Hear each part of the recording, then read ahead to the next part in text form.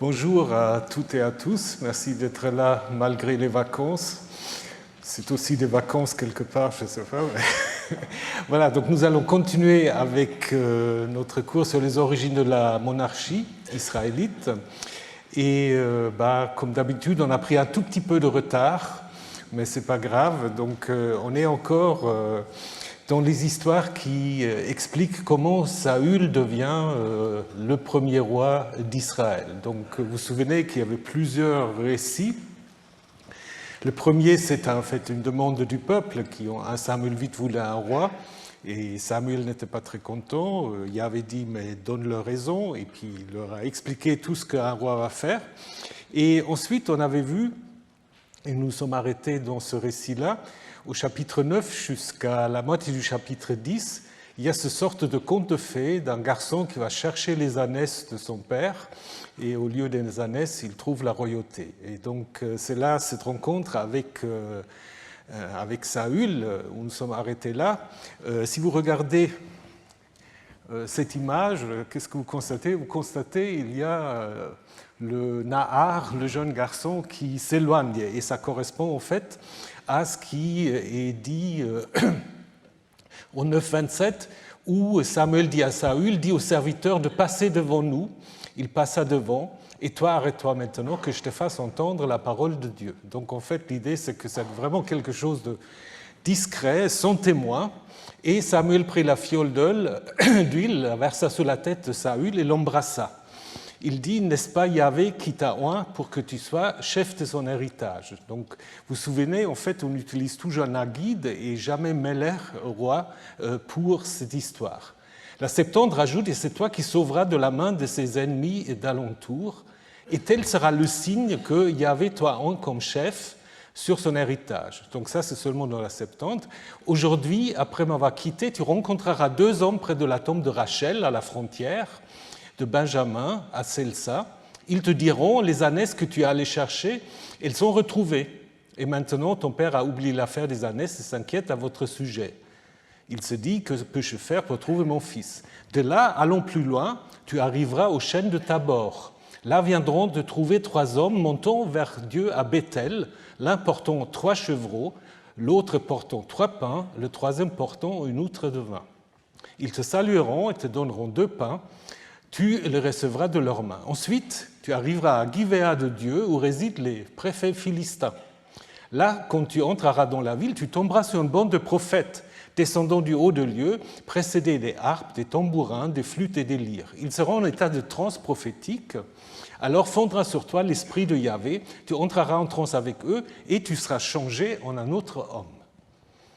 Quand tu verras se produire ces signes, fais tout ce que tu trouveras à faire, car Dieu est avec toi, tu descendras avant moi à Gilgal. Quant à moi, je descendrai te rejoindre pour offrir des holocaustes et des sacrifices de paix. Tout m'attendra 7 jours jusqu'à ce que je vienne te rejoindre, alors je ferai savoir ce que tu dois faire. Dès que Saül fut retourné en quittant Samuel, Dieu lui changea le cœur et tous ces signes arrivent ce jour-là. Est-ce que vous avez remarqué quelque chose? Tout au début, c'est marqué un signe. En fait, il y en a combien? Il y en a 3. Après, on parle au pluriel. Au début, on parle d'un seul signe. Et en effet, on va voir qu'il n'y a en effet qu'un seul de ces signes qui est vraiment qui est raconté en détail. Donc on peut avoir l'impression qu'il y avait des rédacteurs qui se sont dit un signe, ce n'est pas assez, il faut un peu renforcer les choses. Et puis, vous voyez aussi qu'il y a une sorte d'avancement, un signe, 2 hommes, 3 hommes, etc. On verra ça en détail. Donc, comme je vous ai dit, l'onction se fait de manière discrète, en absence de témoins, et à l'aide d'huile d'olive, probablement, à laquelle on attribue, dans le Proche-Orient ancien, une fonction fortifiante et purificatrice. Donc, Walter Dietrich, à cause de ces différents signes, pense que le récit ancien était beaucoup plus court et disait simplement « Samuel prit la fiole d'huile, la versa sur la tête de Samuel et l'embrassa. » Et lui dit « Est-ce que ce n'est pas Yahvé qui t'a oint pour que tu sois le Nagid, le chef de son héritage, de son Nahala ?» Dès que Saül se fut retourné en quittant Samuel, Dieu lui changea le cœur. Ça marche aussi, c'est plus court. Mais c'est moins drôle, donc je ne sais pas, c'est... Voilà, donc regardons maintenant les signes. Donc en fait, on annonce 3 signes. En fait, il y a finalement un seul qui va être raconté en détail. Et vous vous souvenez que je vous ai parlé dans le premier cours un peu de cette idée de l'importance de 3 dans les histoires de Saül, David et Salomon. Donc, et là, on retrouve un peu cette idée. Donc il y a d'abord au tombeau de Rachel, là vous avez une carte qui se trouve originellement à la frontière de Benjamin. Après, dans le livre de la Genèse, on va en effet le situer à Bethléem à cause justement de David et d'autres réflexions. Mais probablement, ça se trouve plutôt ici. Attendez, je vais vous le montrer parce que si... Tac. Voilà, ici.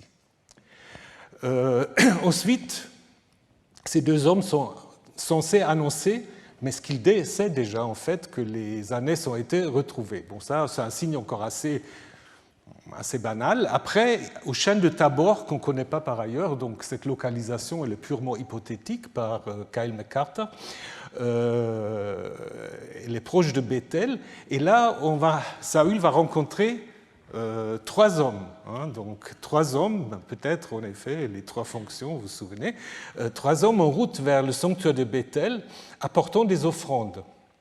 Chacun prend une offrande, des chevreaux, du pain et du vin.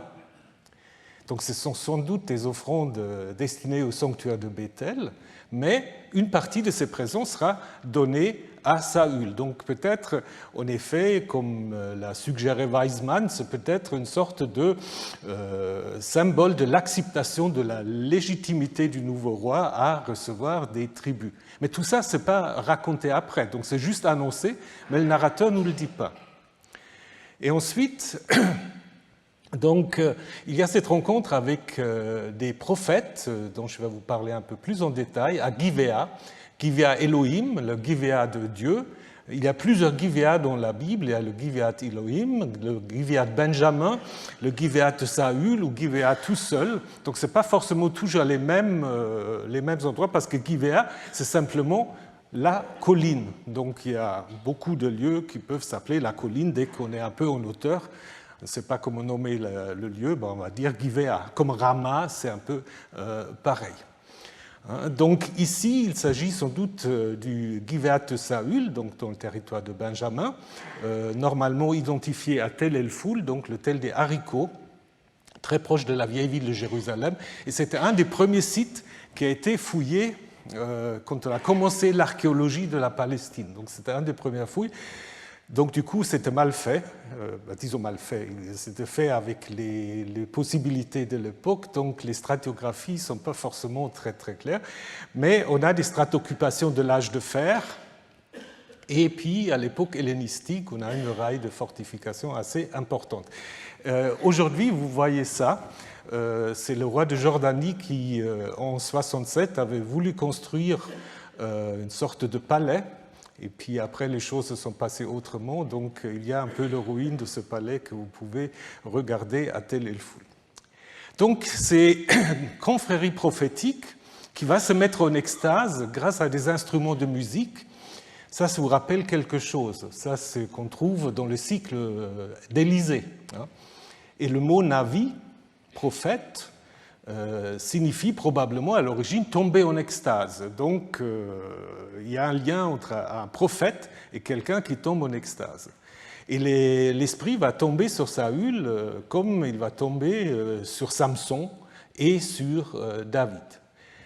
Après, à la fin, il y a cet ordre de descendre à Gilgal, et ça c'est important parce que ça va faire le lien avec la suite de l'histoire. 2 fois, il va être question de Gilgal, en 1 Samuel 11, où Saül sera acclamé roi, en 1 Samuel 13, où Saül ne va pas attendre Samuel comme c'est dit ici, et ça va commencer à se passer mal. C'est une des premières raisons pourquoi Saül, finalement, sera rejeté par Yahvé. Donc, comme je vous ai dit, ça c'est le seul signe, en fait, qui va être détaillé. Donc là, en effet, comme ça a été annoncé, tout arrivera à Gilgal, ils arrivaient à Givéa. une bande des prophètes, fondera sur Saül l'esprit de Yahvé ou de Dieu, et ensuite il y a un plus. Tous ceux qui le connaissaient depuis longtemps le virent, et ils prophétisaient avec des prophètes. On se dit l'un à l'autre, qu'est-il donc arrivé au fils de Kish? Saül est-il parmi les prophètes? Oui ou non? Ça, c'est une sorte apparemment de proverbe qui est expliqué ici. Donc c'est peut-être quelque chose qui circulait, Saül est-il parmi les prophètes? Et le sens n'est pas très clair. Est-ce que c'est une réponse positive ou négative? Faut-il y voir une critique de Saül ou pas? C'est difficile de savoir, mais on peut en effet imaginer qu'il existait des traditions sur Saül en transe. Pensez aussi à ce qu'on va raconter du mauvais esprit qui tombe sur lui. Certains ont voulu voir une sorte de signe d'épilepsie. Bon, ça c'est peut-être un peu trop moderne comme explication, mais apparemment il y avait une traduction là-dessus. Et donc moi je pense, mais vous pouvez avoir un autre avis, moi je pense que la réponse est non. Saül n'est pas parmi les prophètes, il peut tomber en transe, mais ce n'est pas un prophète. Après encore la question, qui est leur père? Ça c'est aussi une question un peu curieuse. Mais le père, en fait, dans ce cas-là, désigne probablement le chef de ce groupe prophétique. C'est aussi l'histoire de Élie et Élisée, où en fait le chef des prophètes est appelé père par les disciples, si on veut utiliser ce terme. Après vient le retour.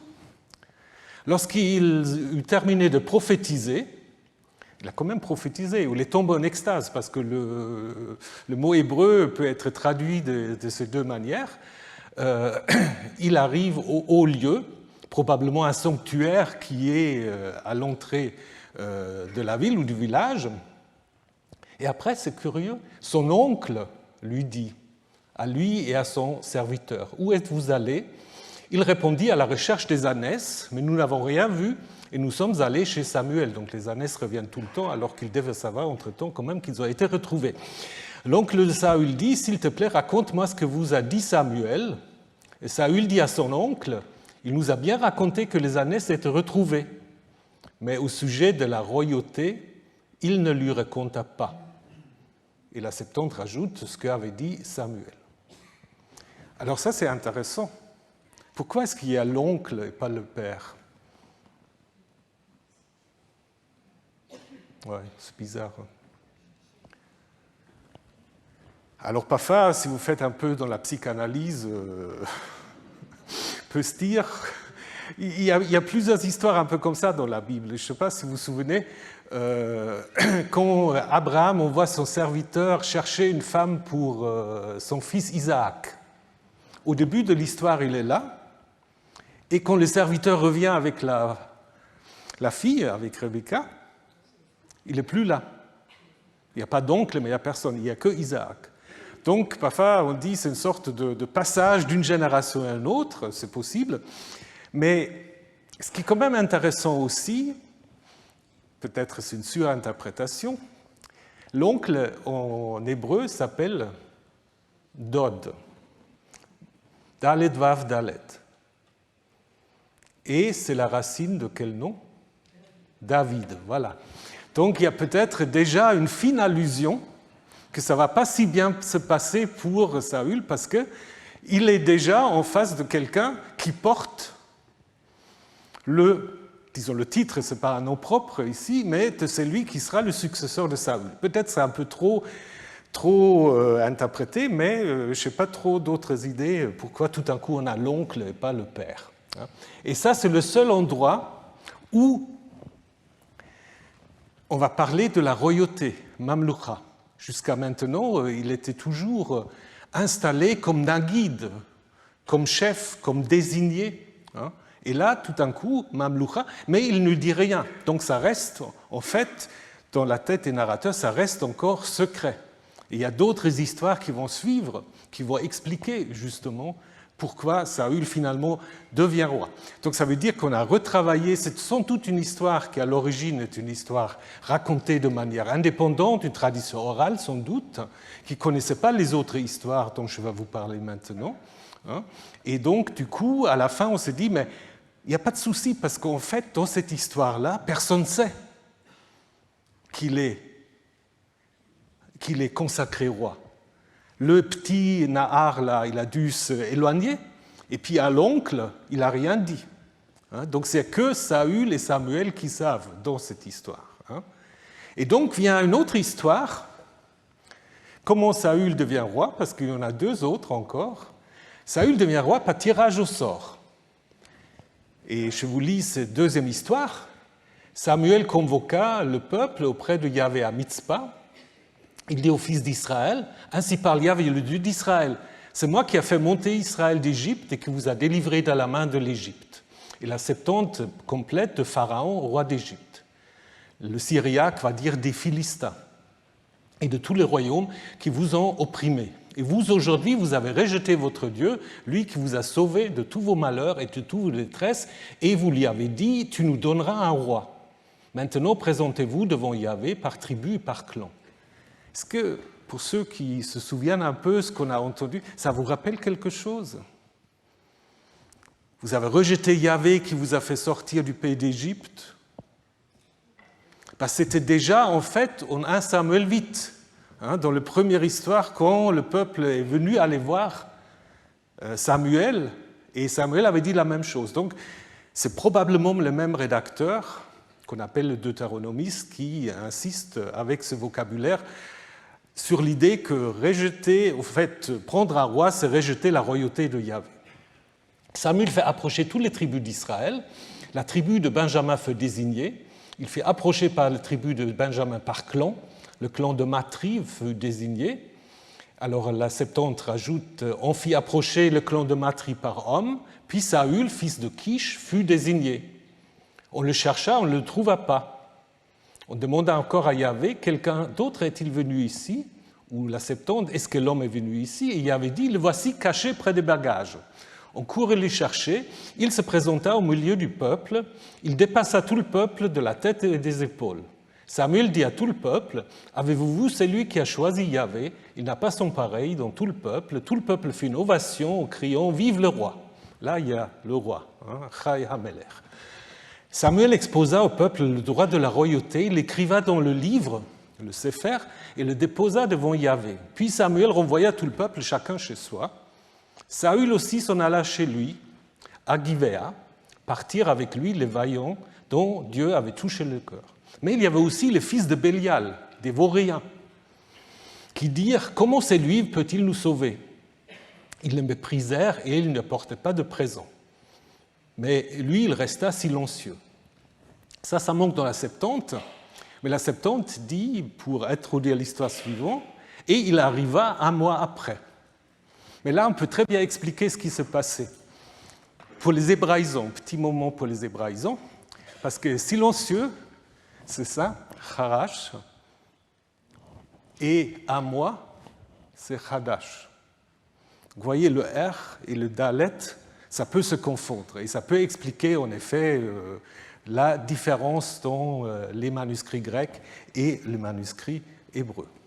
Donc, comme je vous ai dit, vous pouvez lire en effet cet épisode comme la suite de 1 Samuel 8, où c'est le peuple qui demande un roi.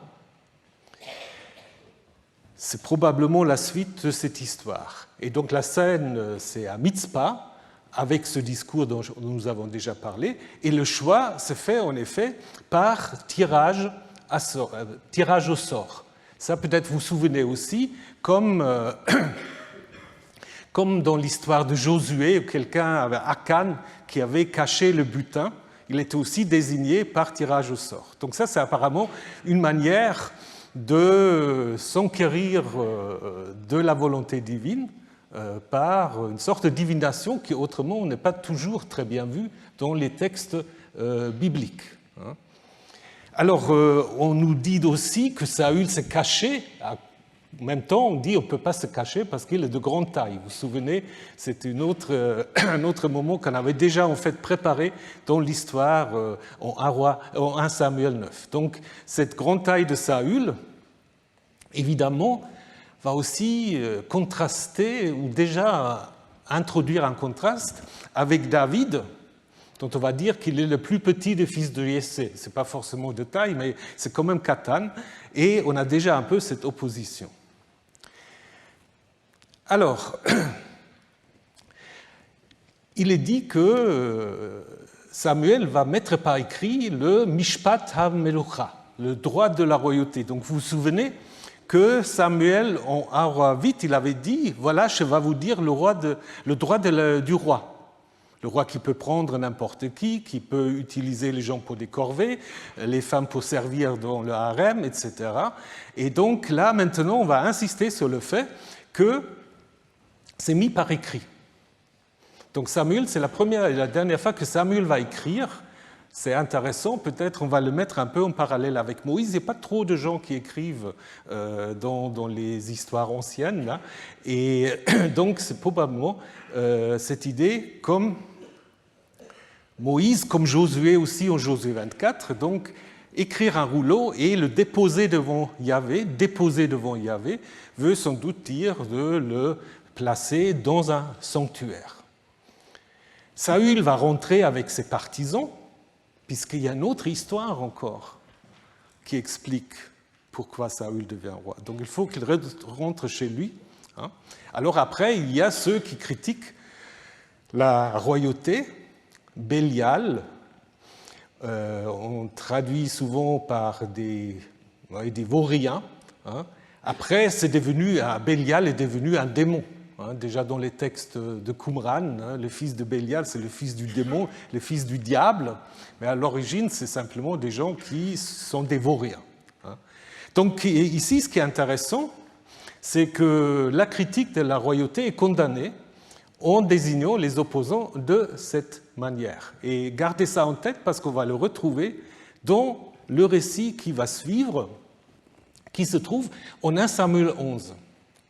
Alors, donc on a vu, Saül devient roi parce qu'il est roi en secret. Saül devient roi parce qu'on fait un tirage au sort. Il y avait peut-être même encore une tradition qu'il devient roi parce qu'il est le plus grand, mais ça, ce n'est pas très explicité. Et là, il y a encore une autre version. Saül devient roi à cause de ses exploits militaires. Donc vous avez le choix.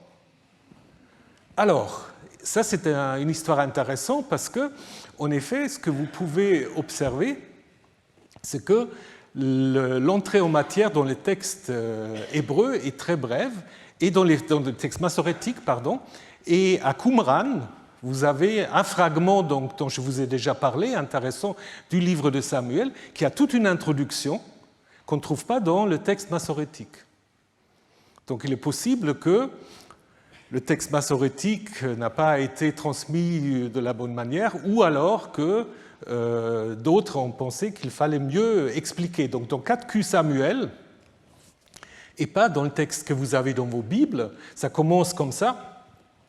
Nahash, roi des fils d'Ammon, des Ammonites, opprimait gravement le fils de Gad et le fils de Rouben.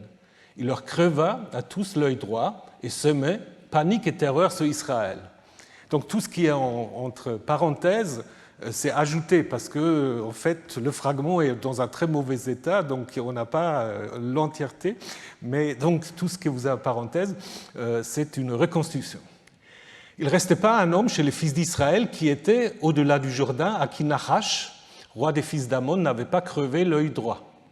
Seulement 7000 hommes fuirent devant les fils d'Ammon et vinrent à Yavesh de Galéat. Et ça, on le trouve aussi chez Flavius Joseph. Peut-être que Flavius Joseph connaissait encore, ou connaissait ce récit, et on est basé là-dessus, contrairement au texte massorétique. Alors, après, le texte massorétique continue, ou commence plutôt. Nahash l'ammonite monta contre Yavesh de Galaad et l'assiégea. Tous les gens de Yavesh dirent à Nahash, conclut, sous-entendu et précisé dans la Septante, un traité, une alliance avec nous, nous te servirons. Nahash l'ammonite leur dit, ainsi je ferai un traité avec vous, en vous crevant à chacun l'œil droit. Bah oui. J'en fais une honte, on va y revenir. J'en fais une honte à tout Israël. Les anciens de Yavesh lui dirent, accorde-nous 7 jours. Nous enverrons des messagers dans tout le territoire d'Israël, et si personne vient nous sauver, nous sortirons vers toi pour nous rendre. Les messagers arrivaient à Givea de Saül et ils rapportèrent ses propos aux oreilles du peuple. Tout le peuple éleva la voix et pleura. Or voici que Saül revenait des champs. Tout le monde revient des champs. C'est aussi très intéressant, hein, comme le petit David plus tard. Derrière ce bœuf, Saül dit qu'a donc ce peuple à pleurer. On lui rapporta les paroles des gens de Yavesh et l'Esprit de Dieu, encore une fois, fondit sur Saül quand il entendit ces paroles. Il fut saisi d'une grande colère. Il prit une paire de bœufs, les coupa en morceaux et envoya les morceaux dans tout le territoire d'Israël. Par les messagers, évidemment pas tout seul, en faisant dire « c'est lui qui ne sortira pas derrière Saül et Samuel ». Bon, Samuel, on n'en a pas entendu parler, et je pense qu'il n'y a pas grand-chose à faire dans l'histoire, donc certainement un ajout. « Voici ce qu'on fera à ces bœufs. » Yahvé fit tomber la terreur du peuple, et ils sortirent comme un seul homme. Saül les passa en revue à Bethsek. Les fils d'Israël étaient 300 000, ça fait beaucoup, et les fils de Juda, 30 000.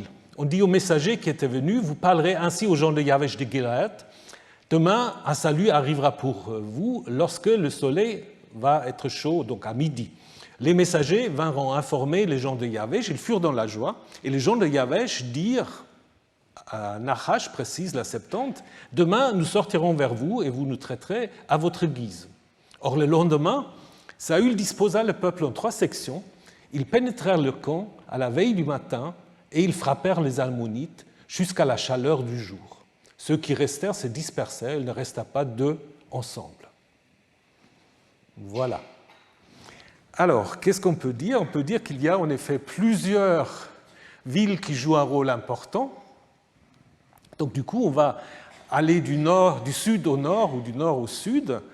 Certaines pensent peut-être là un peu les limites des zones d'activité de Saül, mais je ne sais pas si on peut vraiment exploiter ça de manière historique. Donc Yavesh de Galate, nous sommes à l'autre côté du Jourdain, probablement, tel est Makloub, vous l'avez sur la carte.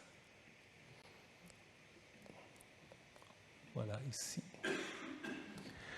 Et donc, du coup, Saül va intervenir, une fois, non pas auprès des Philistins, mais des Ammonites, les voisins à l'est, hein, dont le nom s'est en effet maintenu dans le nom de la capitale de Jordanie, qui s'appelle, ben voilà, vous avez les Ammonites. Donc. Et donc, ces habitants donc, sont embêtés par ce roi, parce que les Ammonites, c'est juste une ville frontière probablement, et Nahash veut dire le serpent. Le serpent.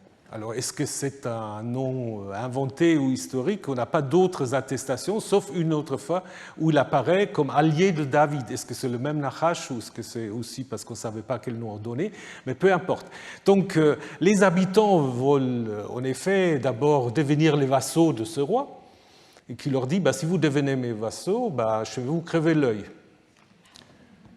Bon, ça c'est une pratique malheureusement très connue dans l'Antiquité, hein, mais plutôt une pratique, vous l'avez dans la Bible, vous l'avez dans d'autres textes, mais c'est une pratique en fait d'humiliation et de punition. Donc pour un traité, c'est quand même un peu dur. Donc du coup, les Yavéchites disent, il faut trouver une stratégie. Ils disent, mais laisse-nous 7 jours. Et puis après, si ça ne marche pas, on va se rendre. Est-ce que c'est très, très plausible cette histoire? Laisse-nous 7 jours. Et puis... Donc on est quand même plus dans un récit que dans un rapport historique. Hein. Et donc du coup, ils arrivent, comme par hasard, ils arrivent chez Saül, à Gibéa, tout au sud. Donc on va en effet faire ce trajet. Et... Saül est présenté en fait comme un agriculteur, comme un bouvier, hein, qui revient derrière son troupeau. Et ça, c'est quelque chose qu'on n'a pas par ailleurs sur Saül. Il va chercher les ânesses, mais ça, c'est autre chose. Donc là, apparemment, il a l'air plus âgé déjà, puisqu'il est en train il est en capacité de monter toute une armée. Mais d'abord, il fait quoi? Il fait quelque chose qu'on connaît par d'autres textes. Il découpe des bœufs en morceaux et il l'envoie aux gens en disant si vous ne le suivez pas, vous serez traités comme ce bœuf. Donc vous avez ça dans l'histoire où Yahvé fait une alliance avec Abraham en Genèse 15, où Yahvé dit à Abraham découpe des animaux en deux et il passe entre ces animaux, comme pour s'obliger lui-même. Donc là, c'est Dieu qui s'oblige lui-même à respecter le traité. Donc apparemment, c'est un rituel de conclusion de traité. Donc si tu ne respectes pas le traité, comme le dit aussi ce traité d'un roi assyrien avec un roi araméen, au 8e siècle, on dit « cette tête n'est pas la tête d'un bélier, c'est la tête matilou, c'est-à-dire du roi. » Et sous-entendu, ce qui est arrivé à ce bélier, ça va arriver au roi s'il ne respecte pas les clauses du traité. Donc c'est quelque chose qui est bien connu. Et donc, suite à cela, Yahvé fait tomber la pachat, la terreur, sur les Israélites. Ça, c'est très intéressant aussi, parce que normalement, dans les histoires de guerre de Yahvé, pachad, c'est un terme très courant, mais qui tombe toujours sur les ennemis. Et là, tout à coup, ça va tomber, en effet, sur les Israélites pour les motiver d'intervenir. Saül donc constitue l'armée à Bethsek, donc l'autre côté en face de Yavesh, mais de l'autre côté du Jourdain.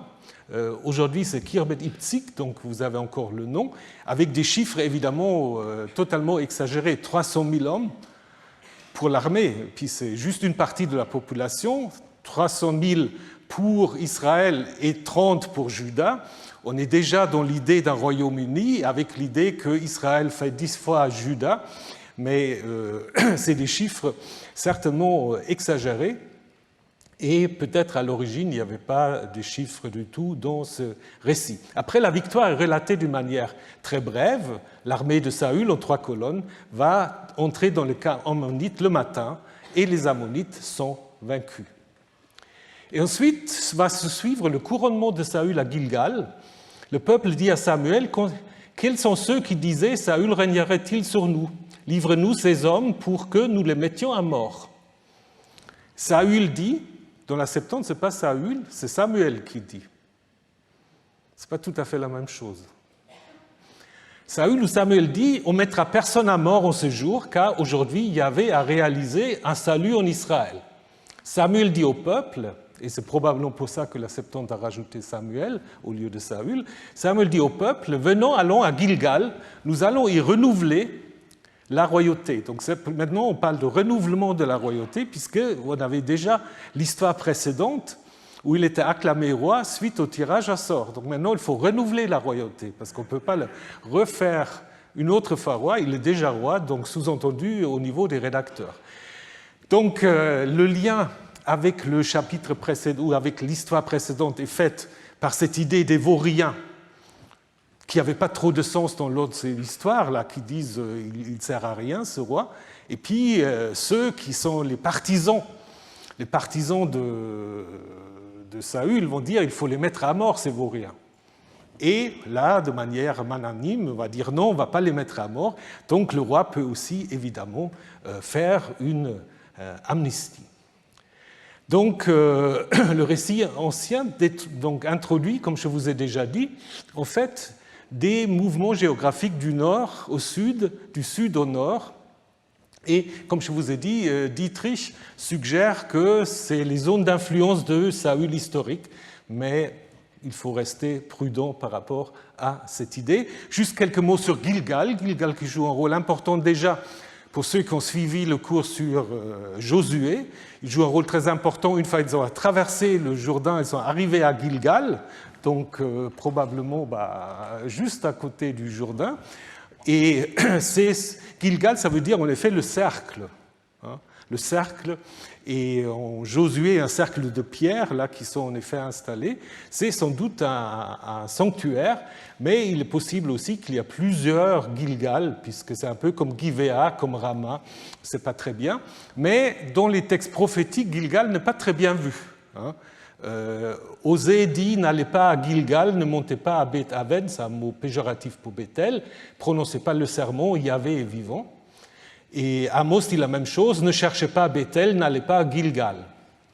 Donc apparemment c'est un sanctuaire assez populaire qui à un moment donné n'est pas vraiment en odeur de sainteté ou qu'on veut en effet interdire. On a Gilgal aussi dans la fameuse carte de Madaba où on voit qu'elle est au nord-est de Jéricho.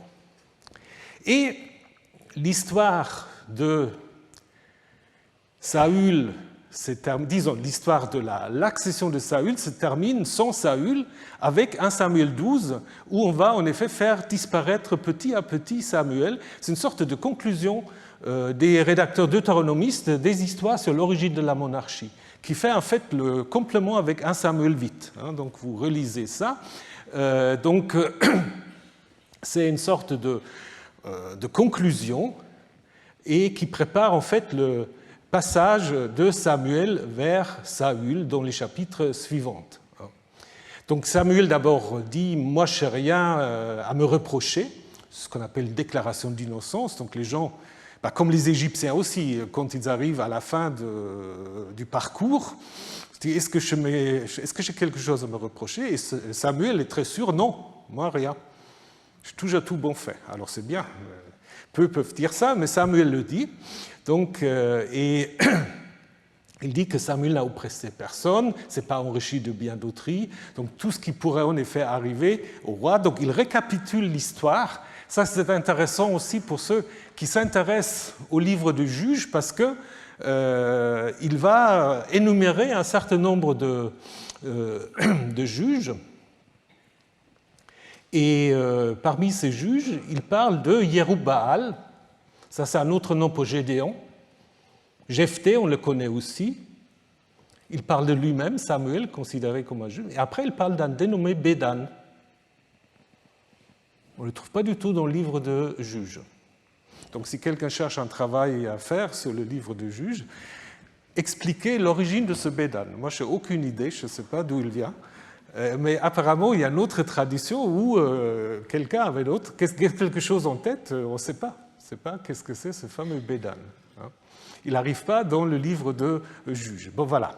Et donc, à la fin, Samuel fait une dernière démonstration de la puissance de Yahvé avec la pluie et la tonnerre qui arrivent, parce que c'est une manière de montrer que Samuel est en très bonne relation avec le Dieu d'Israël. Et à la fin, donc, il récapitule encore une fois, la royauté peut fonctionner, à condition que le peuple ne se détourne pas de Yahvé. Mais après, ce qui est en bleu ici, verset 25, si vous faites le mal, alors la main de Yahvé sera contre vous et votre roi. Et ça annonce déjà en fait ce qu'on va apprendre en lisant les livres des rois, que la royauté n'a pas duré. Donc là, il y a un rédacteur très clairement qui s'exprime, qui sait comment les choses vont se passer. Pas si bien que ça. Mais maintenant, Saül est installé roi, et ça, ce que je vous ai déjà dit, il faut quand même avoir un peu de sympathie pour ce Saül. C'est quand même un roi un peu tragique.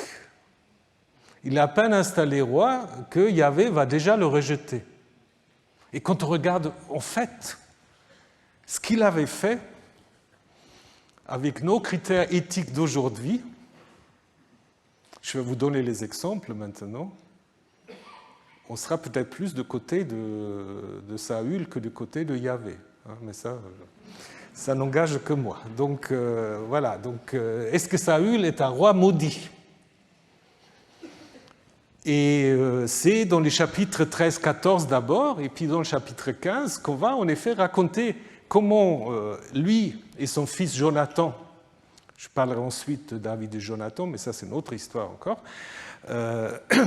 comment en fait ils font des exploits militaires contre les Philistins, ça se passe plutôt bien, et malgré tout cela, Saül sera rejeté. Et on voit, quand on regarde les histoires, on voit qu'on a probablement retravaillé des traditions plus anciennes sur Saül pour lui trouver des fautes. Je pense qu'il y avait des traductions positives sur Saül, du nord peut-être, ou de Benjamin, hein, et le sud n'a pas trop apprécié, et vous allez voir comment ils ont fait. Donc il y a une sorte d'encadrement autour de ces chapitres, donc ça commence avec une introduction qui est déjà très bizarre, et à la fin vous avez des sommaires, et après on va encore raconter une autre histoire où tout d'un coup il y a Amalek qui arrive, qui n'a rien à voir avec les Philistins, mais on verra ça tout de suite.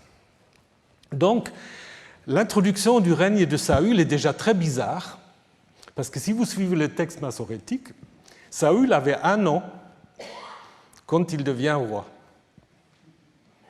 Ben oui. Saül avait 1 an quand il devient roi. La Septante n'a même pas traduit.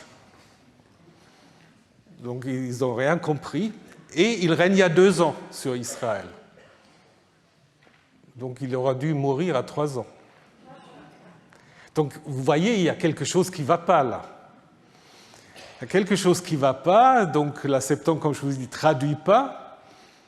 Une traduction grecque antérieure dit « il était pareil à un enfant d'1 an ».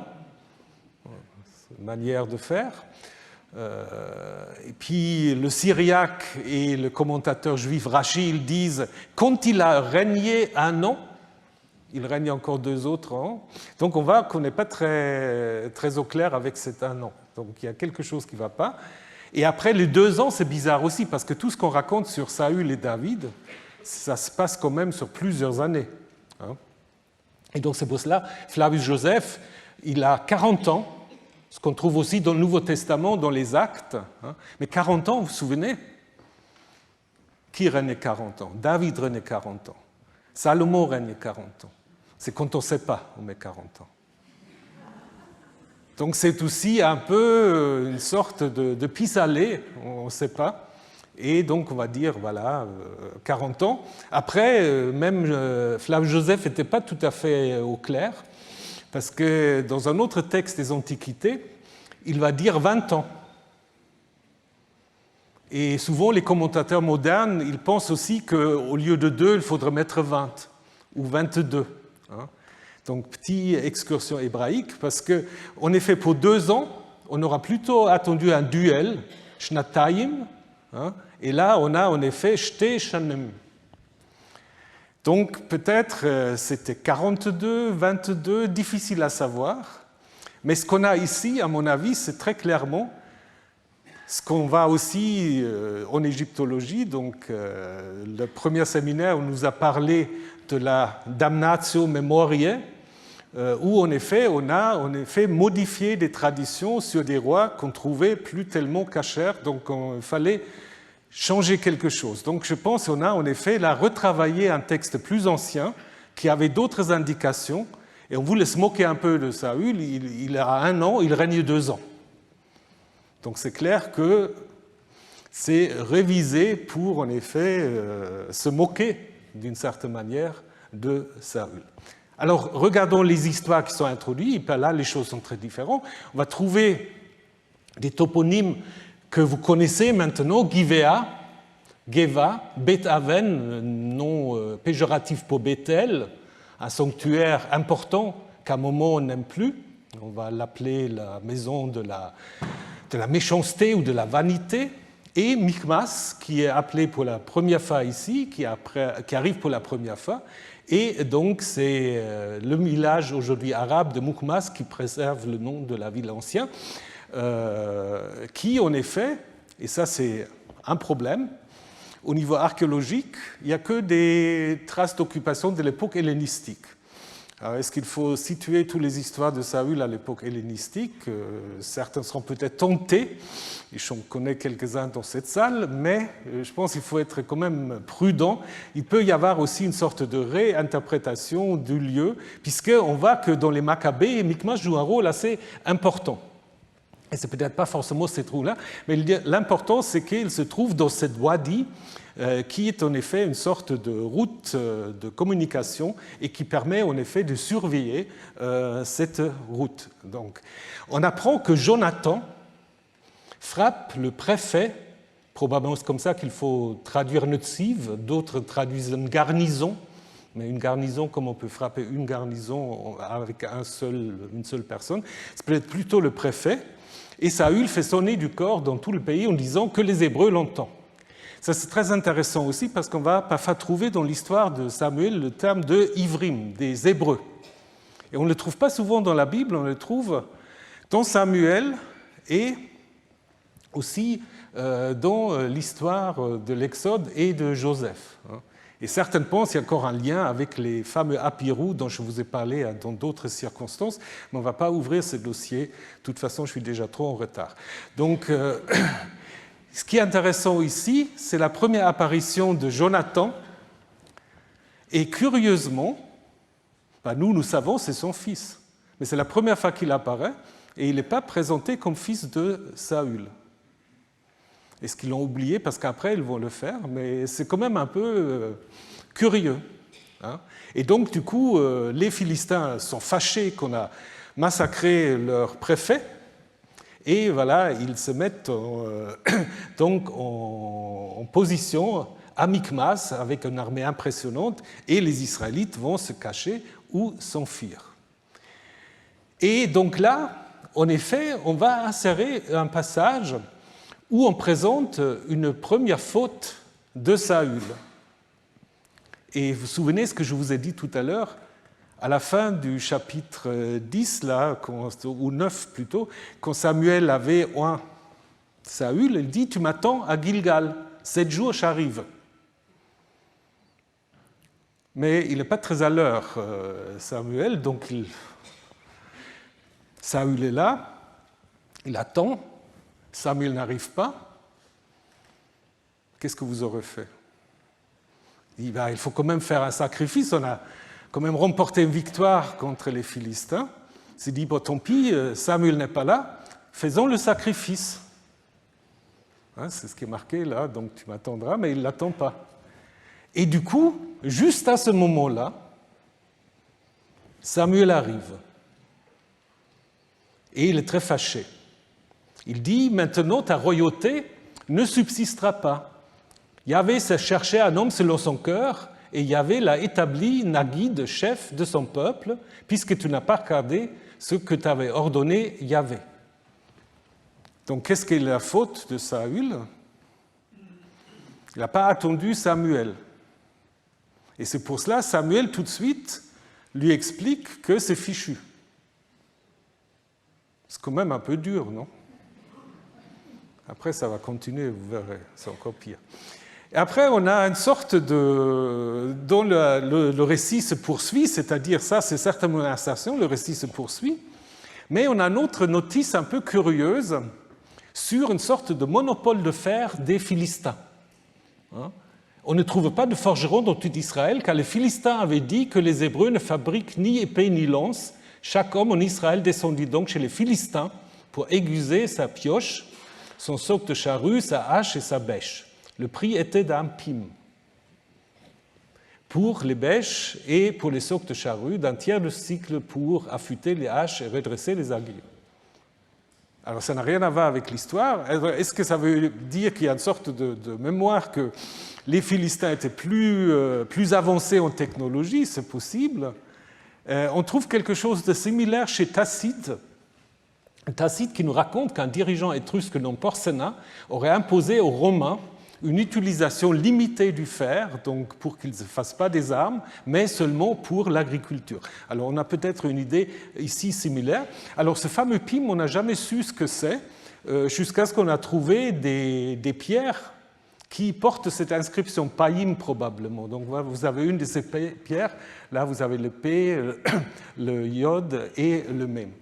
Et donc, du coup, c'est probablement des mesures qui étaient en effet symbolisées par ces pierres qui viennent un peu du marché, c'est-à-dire on ne les a pas tellement trouvées sur site, donc c'est toujours un peu compliqué de dater, etc. Mais si ce n'est pas des faux, et je ne l'espère pas, à ce moment-là, on aurait donc là quand même une sorte de confirmation de cette expression qu'on n'a jamais vraiment compris.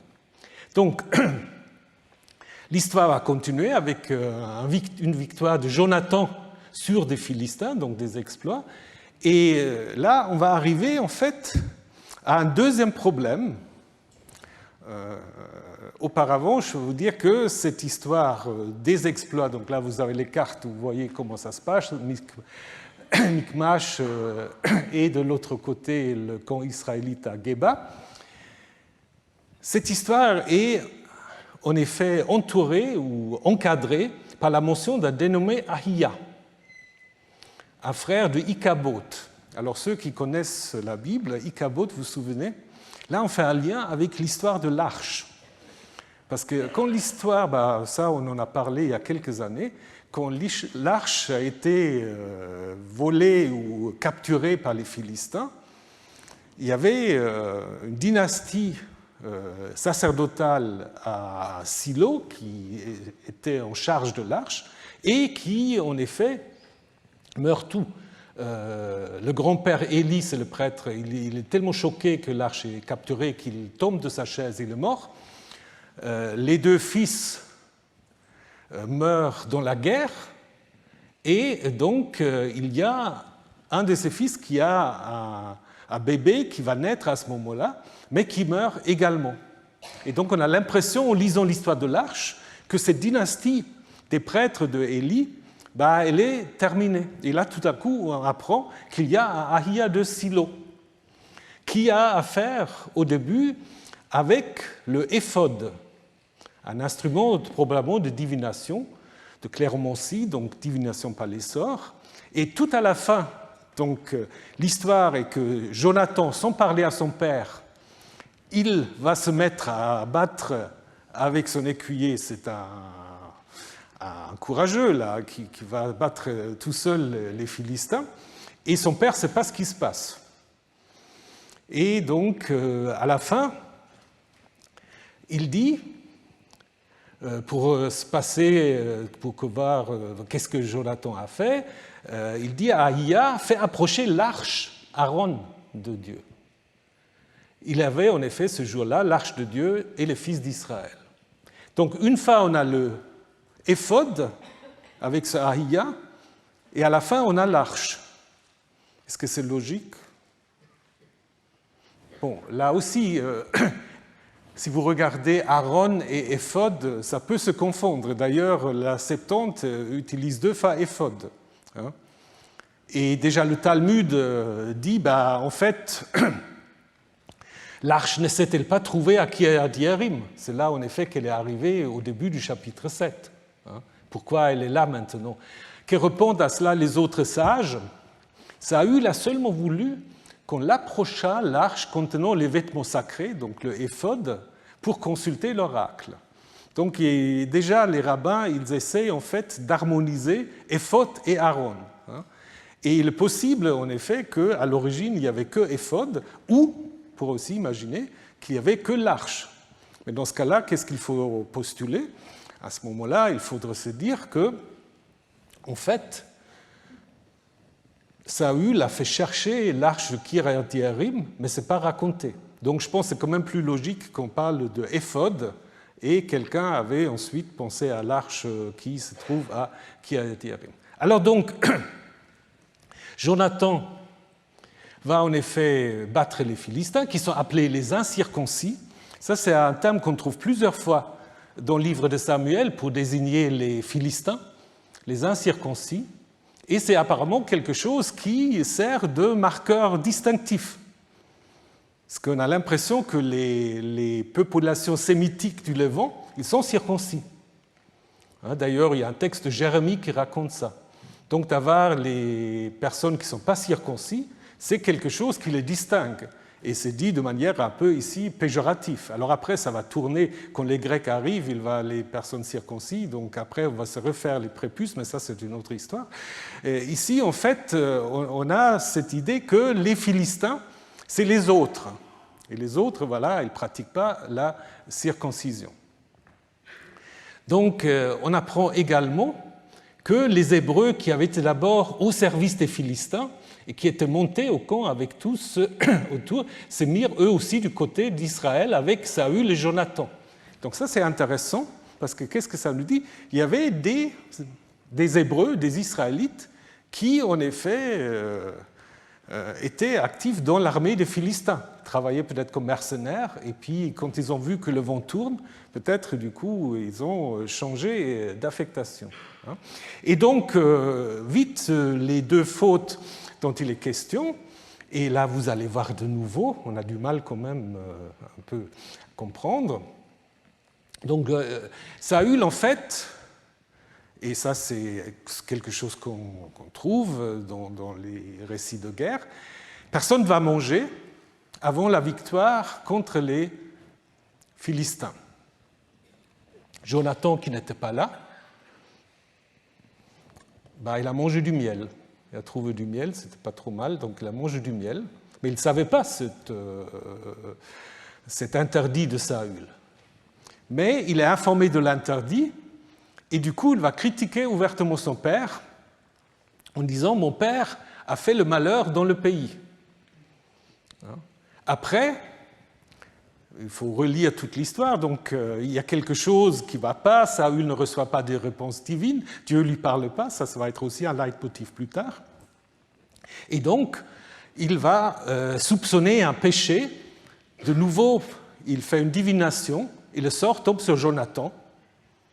Et donc, parce que Saül avait dit qu'il transgresse cet ordre, il va mourir. C'est presque comme Iphigénie ou la fille de Jephthé, donc un père qui prononce un vœu un peu idiot. Et donc après, voilà, ça tombe sur la progéniture. Et Jonathan, comme la fille de Jephthé, comme Iphigénie, il est tout à fait d'accord à mourir, mais c'est le peuple, en fait, qui sauve Jonathan en disant « tu ne peux pas faire ça ». Mais après, ça va lui être reproché de nouveau par Samuel. Donc, vous voyez, le fait qu'il n'a pas tué son fils, ça va être utilisé comme une raison de dire que Yahvé se retirait de toi. Quand même bizarre. Et deuxième problème, c'est que après la victoire, le peuple s'empare du butin animalier pour le manger, et ce qui est évidemment une sorte de violation du chérem, de l'interdit, mais ce qui n'est pas explicité ici.